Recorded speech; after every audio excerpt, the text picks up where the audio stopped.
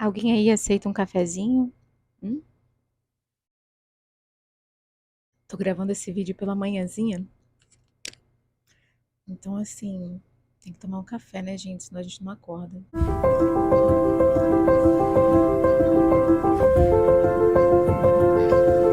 Pronto, gente, acho que agora eu consegui rearrumar o cenário de um jeito mais bonitinho. Não estava aparecendo a minha luminária, que eu acho linda. Inclusive, as pessoas me perguntam muito sobre essa luminária, esse abajurzinho, e eu comprei ele eu comprei ele de Minas, né? Pedi para trazerem para cá. Mas ele é um abajur mineiro, né? Então, como esse é um canal novo, eu já tenho um canal no YouTube, mas como esse canal é um canal novo, eu tenho que me apresentar. É uma coisa que eu não estou muito acostumada a fazer, então vamos treinar novamente. Meu nome é Marina Moura, eu sou astróloga, tradutora, já estive no mundo dos livros no YouTube há muitos anos atrás, mas há muitos anos mesmo, tá, gente? Há 10 anos atrás eu tinha um blog chamado Minha Vida por um Livro e tinha também um canal aqui que era na época era mais para mostrar os livros que chegavam das editoras, a gente chamava de In My Mailbox. Só quem é raiz aí do mundo do booktube vai lembrar do In My Mailbox. A vida fez com que eu tivesse que deixar aquele canal de lado, né? Eu comecei a trabalhar, comecei a fazer muita coisa e na época a gente não, eu pelo menos não sentia muito a ligação com aquilo que eu estava fazendo, tá? Eu era muito insegura, eu tinha 21, 22 anos, né? Então eu era muito novinha e eu me sentia muito insegura de fazer esses vídeos, né? E eu sempre ficava muito nervosa e era sempre um sacrifício aqueles vídeos, porque apesar de na hora que eu estar gravando falando dos livros, eu estar animada, eu tinha muito medo de falar alguma coisa errada, de falar uma palavra errado, de citar alguma coisa errada sobre um autor e as pessoas me criticarem. Sabe aquela coisa de jovem mesmo? Vocês que são novinhos e que possivelmente acabem nesse canal aqui assistindo esse vídeo por alguma razão, o tempo cura esse medo de errar e de ser ridicularizado, de pagar mico, sabe? A gente começa a sabe, eu não vou falar a expressão porque é feia, mas a gente começa a simplesmente não ligar para isso. Então, hoje, com 32 anos, eu estou reabrindo um canal de leitura aqui, com um nome que está muito próximo ao meu coração, que é Flores de Leitura, que é um Instagram que eu tenho para falar dos livros que eu leio. Lá no Instagram eu compartilho algumas resenhas super rápidas sobre as minhas percepções desde o ano passado. E eu decidi, né, com algum incentivo de muitas pessoas, reabri um canal sobre leitura aqui no YouTube. E achei que não tinha maneira mais bacana de começar um canal do que falando sobre alguns livros que eu indico para quem está precisando de cura para a alma, ou seja, quem foi ferido na alma. O que é uma ferida na alma? Pessoas que perderam alguém, que estão passando aí talvez por um processo de luto, pessoas que terminaram um relacionamento, que foram traídas ou que foram deixadas, divórcio ou a perda de um emprego, né? Tudo isso pode ser considerado uma ferida na nossa alma. Faz com que a gente duvide muitas vezes do nosso valor, dos nossos dons, das nossas habilidades, da validade, do quão valiosa é a nossa existência, só por ser quem a gente é, só por estar aqui. Não pelo que a gente faz, mas pelo que a gente realmente é. E eu acho que esses livros, de formas muito diferentes, porque são livros de temas, gêneros totalmente diferentes, eles trazem para a gente essa profunda reconexão com o valor da nossa existência e, portanto, curam a nossa alma. Eu espero de verdade que vocês gostem das minhas indicações. O primeiro livro que eu vou indicar para vocês é o livro Bagagem, da Adélia Prado. Esse foi o primeiro livro de poesia da Adélia. É uma obra muito especial para quem não conhece a Adélia Prado. Ela é uma poetisa mineira. Os poemas dela têm 3 temas muito importantes: o contato com o divino, a fé, a vida cotidiana, o dia a dia, as pequenas belezas e os pequenos prazeres da nossa existência, como comer uma maçã, como o amor erótico, como observar a natureza, às vezes cozinhar, né? É, e também eu acho que aqui fala muito da vida da mulher, sabe? Da experiência quase metafísica que a mulher tem com o seu próprio corpo, ok? Então, sim, os meninos que estão me assistindo, os homens que possivelmente estejam me assistindo, eles podem dizer, então não é para mim, é para você, é para você, tá bom? Por quê? Porque existe aqui essa possibilidade na literatura dela, na poesia dela, a gente começar a valorizar as pequenas coisas que a gente tem e que a gente muitas vezes não percebe, porque estamos consumidos pela ferida na nossa alma, né? Pela dor, pela rejeição, pelo abandono. Então, você não está vivendo aqui. Você está vivendo numa falta, às vezes, que foi causada no passado, ou numa falta que você tem medo de vivenciar novamente no futuro. Mas, de fato, na vivência, na experiência do presente, você não existe. Então você não existe mesmo, porque o passado não acontece mais e o futuro ainda não aconteceu. Então, se você não viver no hoje, você não existe. Então, esses poemas aqui, eles nos ajudam a, de certa maneira, é, habitar de forma prazerosa a nossa existência. Por isso, eu sou completamente apaixonada e acredito que é sim capaz de curar uma alma que está precisando ser é, de regeneração, né? Voltar dos mortos, digamos assim. Ela vai falar sobre sentimentos, sobre as nossas necessidades, como seres humanos ali, de uma vivência que não é só na matéria.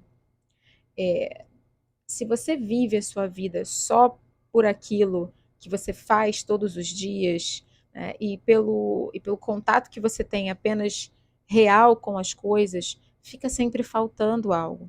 Então a Adélia Prado também é muito boa em lembrar a gente que existe um aspecto espiritual, emocional, subjetivo na vida que precisa ser vivido para a gente estar se sentindo bem, né? Então, Bagagem, da Adélia Prado. O segundo livro que eu indico para as almas feridas, para as almas que estão precisando de cura, é O Sol é para Todos, nessa edição aqui em inglês, To Kill a Mockingbird.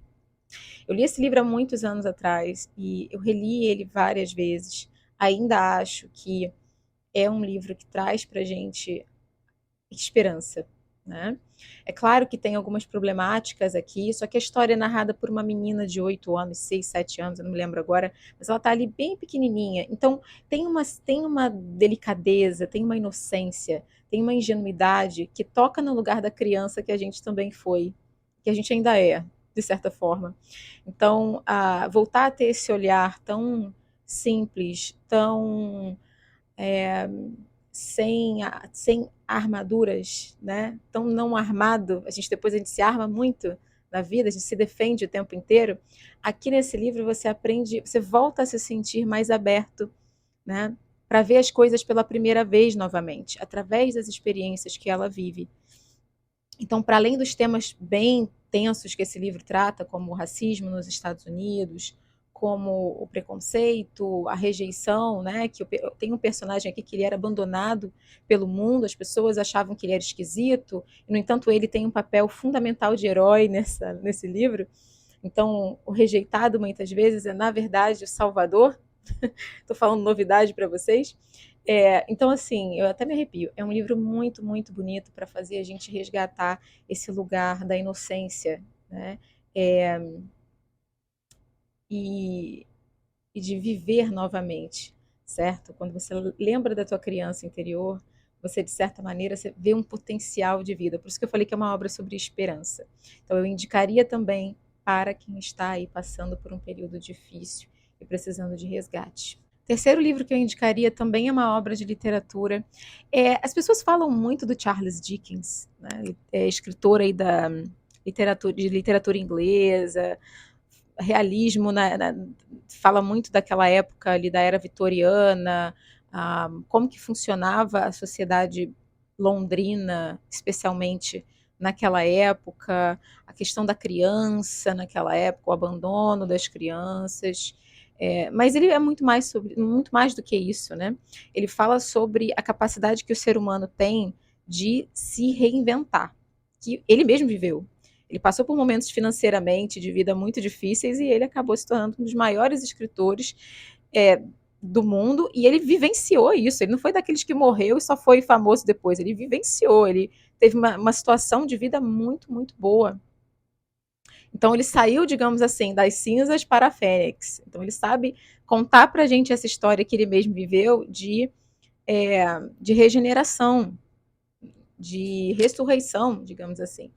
E eu vejo as pessoas falarem de vários livros do Charles Dickens, mas eu confesso que eu nunca vi, ou talvez tenha, mas pouquíssimas pessoas falando sobre Nicholas Nickleby, né? Que é o meu livro preferido dele. Tem outros que são muito gostosos também de ler, mas esse daqui tem um lugar especialíssimo no meu coração. Porque é a história de um rapaz que ele perde o pai e ele fica responsável, entre aspas, tá? Tem muitas aspas aqui, pela mãe e pela irmã mais nova. E ele tem esse tio que é uma figura sombria, né? O pai se afastou desse cara, o pai não confiava nesse cara, mas ao mesmo tempo esse cara tem dinheiro e eles estão precisando, né? Quando o pai morre, eles não têm nada. Ele é um menino ali de uns 16, 17 anos, que eu me lembre. Então ele vai buscar essa ajuda desse tio, pedir a ajuda desse tio. E esse homem, gente, que é uma pessoa totalmente endurecida pela vida, cínico, amargo, pervertido de várias formas, tá? Ele vai usar a fragilidade daquela família para tentar se sobrepor, né? Subjugar, mostrar como ele era melhor. Quantas vezes a gente não passa por isso ou vê alguém passar por isso? Chutar cachorro morto, né? É um ditado que é, poxa, a pessoa já está mal, a pessoa está passando por um momento difícil, e aí vem aquele que quer aproveitar para ainda se passar de melhor ali naquele momento difícil do outro. Então, assim, ele vai, obviamente, acabar reparando que esse tio é uma pessoa muito destrutiva para a vida dele, da irmã, da mãe, e ele vai fazer tudo o que ele pode para melhorar a vida dele e a vida da família dele. Ao mesmo tempo, ele vai acabar se apaixonando por uma moça. Então, assim, é uma história, tipo, coming of age mesmo, é uma formação, certo? A gente vai ver esse rapaz deixar de ser um menino para ser um homem. E quais são os valores que a gente deve perseguir na nossa vida? É só o dinheiro? É só a vida material? Ou a família é importante? Cuidar da família e tudo mais? Então, assim, eu acho que, para quem está com a alma ferida, esse livro resgata um pouco do que eu falei anteriormente no Sol é para Todos, que é uma esperança na vida, né? Não achar que está tudo acabado, que depois disso não tem mais o que fazer, que não tem resgate. Esse livro mostra que isso não é uma realidade, tá? O autor, ele quer contar para você a história de alguém que poderia ter acreditado que a vida dele tinha acabado ali. E eu não vou entrar em detalhes aqui, mas nada estava acabado. Tudo tinha um jeito. E é por isso que eu gosto do Charles Dickens, que ele tem sempre essa coisa de mostrar pra gente que nunca é o fim. Lembrem do Scrooge num conto de Natal. Ele era um senhorzinho, Marina, já era para ele, agora ele vai morrer sendo essa pessoa horrível. Não, não, não. E é a mesma coisa que a gente vê aqui. É claro que nem sempre há redenção, mas para quem busca as virtudes, né, do amor, da bondade, da lealdade, de falar a verdade, de buscar o que é certo, que digamos assim, sincero, há sim redenção. E é isso que a gente vai ver nesse livro. Acho muito. E é uma leitura muito gostosa, tá, gente? Em termos de leitura, eu acho que o Tolstói e o Charles Dickens são aqueles que têm uma leitura assim, é muito envolvente. Você não quer parar de ler. E é longo, mas vale a pena. Outro livro que eu indicaria para quem está aí passando por um momento complicado seria Em Busca do Sentido, do Viktor Frankl. O Viktor Frankl, ele era um psiquiatra que foi vítima do nazismo, ele esteve num campo de concentração, se não me engano foi Auschwitz mesmo, e ele vai contar aqui sobre como ele usou esse conhecimento que ele tinha da psicologia, da psique, para entender o que definia a vida e a morte num campo de concentração. Tem um momento aqui sensacional em que ele vai falar sobre como a força interior é muito mais importante do que você ser fortão, né? É claro que as pessoas mais frágeis fisicamente sofriam muito no campo de concentração, mas era a capacidade de se abrigar em um mundo interior resiliente, forte, imaginativo, né? Que definia quem muitas vezes vivia e quem acabava morrendo e se entregando. Tá? Então ele vai dizer aqui que tem sempre uma razão para viver. Não existe nada que justifique para a gente olhar para a nossa vida como se não tivesse nada a ser salvo ali. Né? Além, obviamente, de ter partes aqui incríveis, ele traz uma aceitação, sabe? Tem coisas que você vive, tem coisas que você passa, e tudo bem, desde que você tenha um sentido para a sua vida. O que, que você quer realizar com a sua vida? E eu acho que essa questão de que a vida acontece e a felicidade acontece, a tristeza acontece, sabe? É interessante nesse livro, porque ele fala um pouco de destino, de você aceitar que algumas coisas acontecem, é para ser, vai fluir bem e outras não. E que se você se der tempo e se você tiver ali uma coisa que te traz um senso de realização, você vai conseguir passar por isso, ok? Então eu acho que é um livro que ele, para quem está justamente passando pela ferida na alma, sabe, que está questionando demais, por que, que eu estou aqui, por que, que a vida está aqui, porque, sabe, para que, que eu nasci? Eu nasci para sofrer? Sim, ele vai falar, sim, sofrimento é parte da existência. Né? E a gente tem que conseguir, dentro do sofrimento, dar um significado para aquele sofrimento. Né? Que nem a mãe quando vai parir o bebê e ela está ali sentindo dor, né? Ela está dando uma vida. Então, sofrer às vezes é necessário e vai acontecer. Então, é um livro, eu acho que fundamental para, enfim, para quem está passando por um momento complicado, difícil emocionalmente, psicologicamente, e eu acho também para quando a gente está naquela fase de culpar tudo e todo mundo pelos nossos problemas. Eu acho que esse livro também funciona muito para acordar a gente para a força que nós temos sobre a nossa própria vida, tá bom? Em Busca do Sentido, do Viktor Frankl. Um outro livro que eu acho fundamental, e inclusive tem a alma no título, né? É A Alma Precisa de Tempo, da Verena Cast. Esse livro, ele é um livro que algumas pessoas acham que ele é técnico, para quem é da área de psicanálise e de psicologia, ele não é. Ele é um livro com uma leitura super fluida, não tem ninguém que pegue isso aqui e não entenda o que ela está falando, tá bom? Ela vai falar sobre a importância da gente construir um mundo interior para ser feliz, né? Para ser feliz, não é estar o tempo inteiro sorrindo, né? Porque ninguém é assim. Ninguém consegue viver nesse estado, até porque se vivesse nesse estado tinha alguma coisa errada, né? Você começa a estar escapando da realidade se você fica rindo o tempo inteiro. Mas você encontrar uma centralidade em você, né? É o que eu chamo de alegria do coração. Eu não estou feliz aqui saltitando, aconteceu uma coisa incrível na minha vida, mas eu me mantenho centrada, ok? Então, nesse livro, a gente vai ter vários capítulos em que ela vai nos ensinar como construir esse tempo, né? E que, como num mundo muito acelerado, em que tudo acontece muito rápido, você quase não tem tempo de construir esse mundo interior. E lembrem que no livro que eu acabei de falar, Em Busca do Tempo Perdido, Em Busca do Sentido, ele fala disso também. Se você não tem um mundo interior para você se abrigar quando a realidade ali de fora ela está muito difícil, você acaba caindo, você vai ruindo, né? Então, ela aqui vai ensinar para a gente como construir essa alma, né? Para entender que você tem uma alma.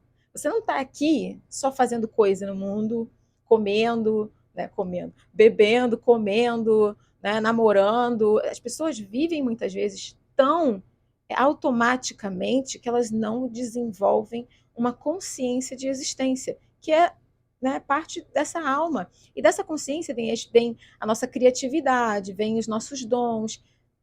Como que você vai ter criatividade se você não tem um mundo interior consciente, ativo, né?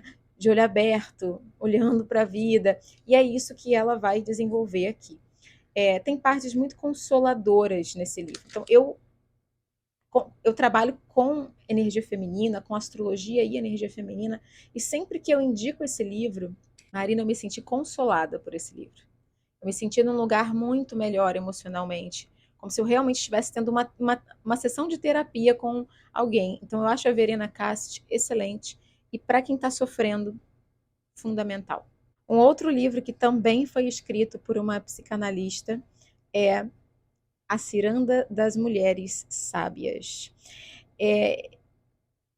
Pelo título ter mulheres, os homens podem achar que esse livro não é para eles, mas eu acho que se você tem mãe, você é homem, né? Você tem mãe, você tem uma energia feminina dentro de você, ok?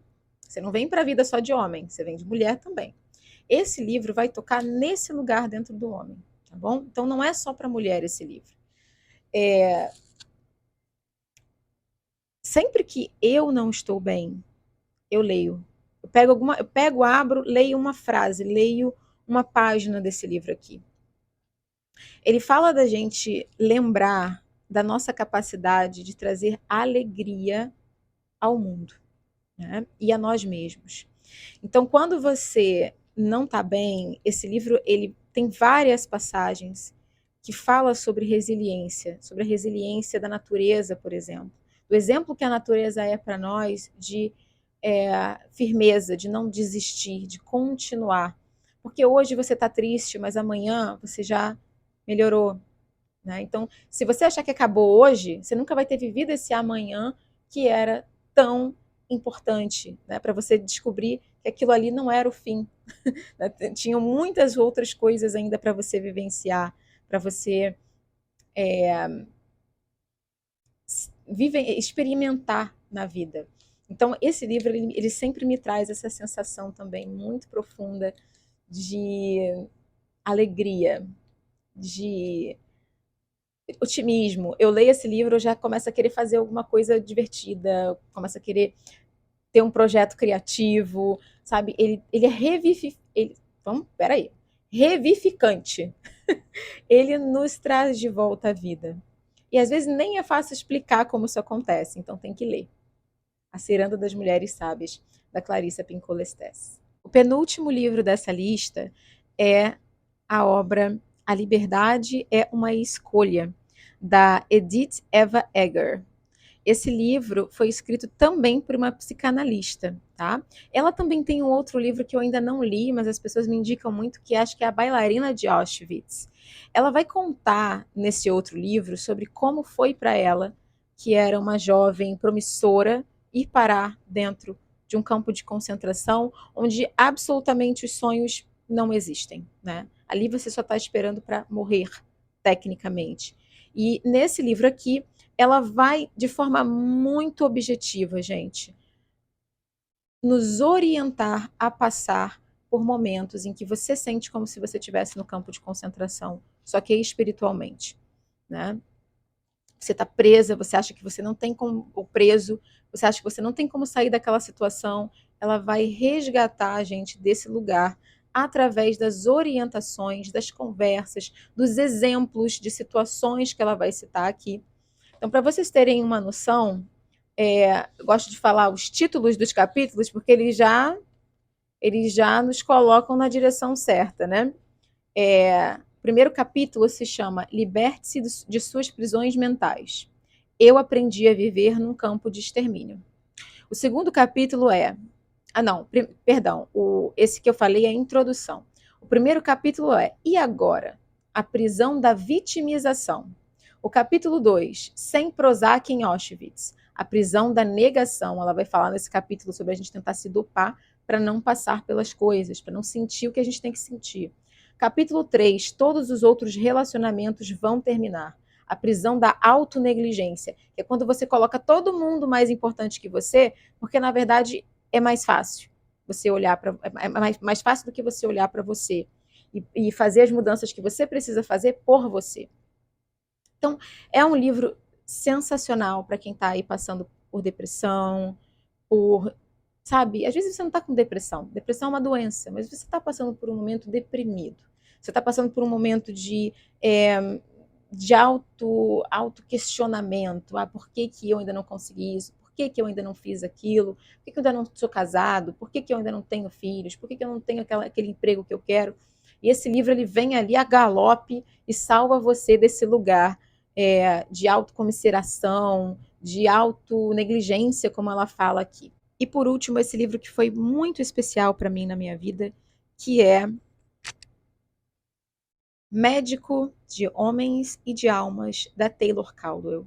Esse livro já é considerado um clássico, tá, gente? Um clássico moderno, mas muitas pessoas não o conhecem, colocam ele ali naquela bolsa de livros cristãos, e se eu não sou cristã, eu não tenho que ler, se eu não sou católica, não me interessa.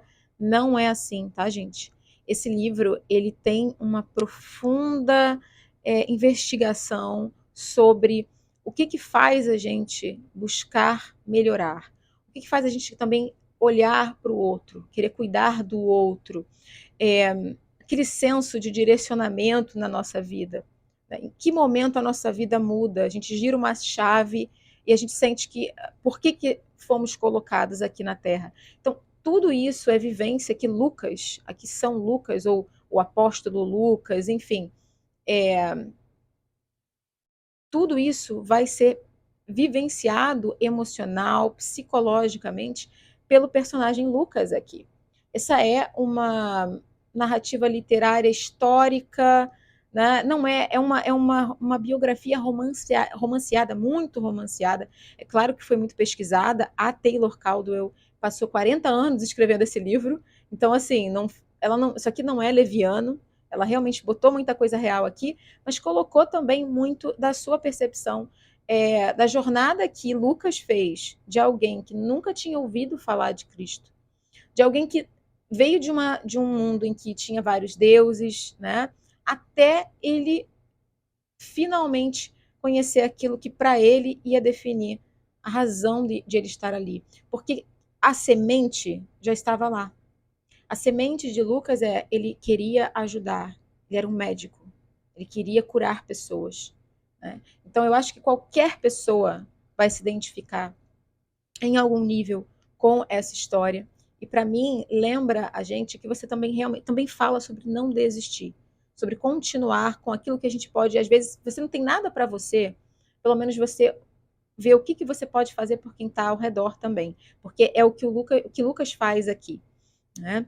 E é um livro que, para mim, na minha vida íntima, ele foi muito importante. Obviamente, eu sou católica, né? Mas eu não acho que você tem que ser cristão ou católico para você sentir a transformação que esse livro traz para a gente intimamente, tá bom? É isso, meus amores. Eu espero que vocês tenham gostado desse primeiro vídeo aqui do meu canal de literatura.